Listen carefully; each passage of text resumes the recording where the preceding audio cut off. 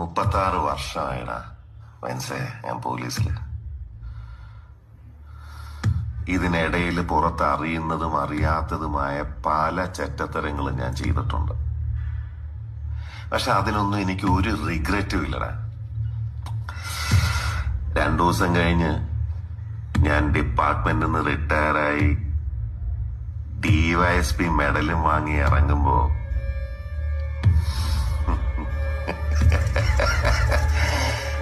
George sir പഴയ George sir തന്നെയാണ്. നീ ആരെയാണ് ഈ പേടിപ്പിക്കുന്നേ? എന്നെ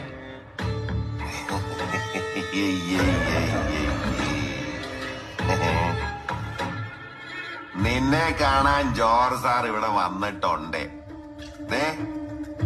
നിന്റെ മുമ്പില് ജോർജ് സാർ ഇങ്ങനെ നിൽക്കുന്നുണ്ടേലേ നീ ജോർജ് സാറിനെ